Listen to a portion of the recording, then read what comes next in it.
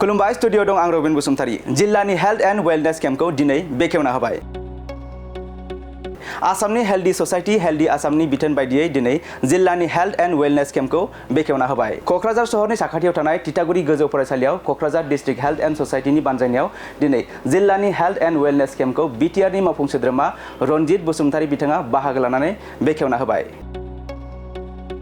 आरो बे health and wellness केम्पखौ Kokrajhar जिल्लायाव बिटिसिनि मोनबा जिल्लानि गिबिसिन जिल्ला हिसाबै बेखेवना होबाय। मख'नो गोनांदि बे हेल्थ एंड वेलनेस केम्पखौ कक्राझार जिल्लानि सिङाव थानाय गासै बिसिडिसिफोरावबो बेसेन नाङाजासे खुंफुंनाय जागोन।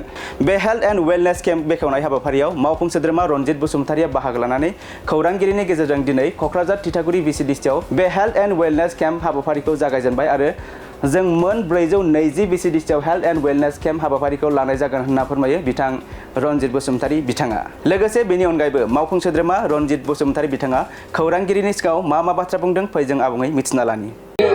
रायजो पर्यायनि हेल्थ एंड वेलनेस एवेयारनेस मोनसे केम्प फाथिदों आरो बेखौ कक्राझारावहाय जोंनि बिटिसिनि मोनबा जिल्लानि गिबिसिन जिल्ला हिसाबै जोङो बेखेवनो हाबाय आरो बे हाबाफारिनि गेजेरजों बिटिसिनि 35 लाख नागरिक आरो बाखि थानाय छात्र छात्रीफोरनि सायाव बा रायजो राजाफोरखौ जोङो माबोरै जोंनि गुफुं देहा आरो गाहामथिनि थाखाय खामानि मावनो हायो बेनि सांग्रांथिनि हाबाफारिखौ जोङो दिनैनिफ्राय जागायजेनबाय आरो बेखौ जों गोख्रैनो मावनानै जोंनि हालामावहाय गासैबो बेरामनिफ्राय रोगिनिफ्राय जों माबोरै आरायग' खालामनो हायो बेनि सांग्रांथिखौ जों माबोरै मावनो हायो बे खामानिखौ जों मावलांबाय थागोन।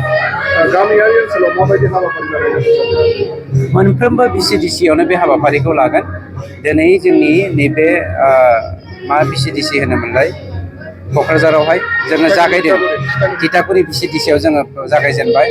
गासै जोंनाव 420टा बिसिडिसि दङ। 420टा बे health and wellness awareness camp प्रग्रामा जाजोबगोन आरो दिनै जों जागायजेनदों। मोनसे गोजोनथाव खौरां दतमा इउएन एकाडेमी फरायसालिया लानानै फैदों मोनसे गोजोनथाव खौरां। नंगौ दतमा इउएन एकाडेमी फरायसालिया लानानै फैदों बेसेन नाङै मुं थिसननाय। दतमा इउएन एकाडेमी फरायसालिया 2025-26 सोलोंथाइ बोसोरनि थाखाय केजि 1 निफ्राय थाखो 8 सिमनि थाखाय बेसेन नाङै मुं थिसननाय होगासिनो दं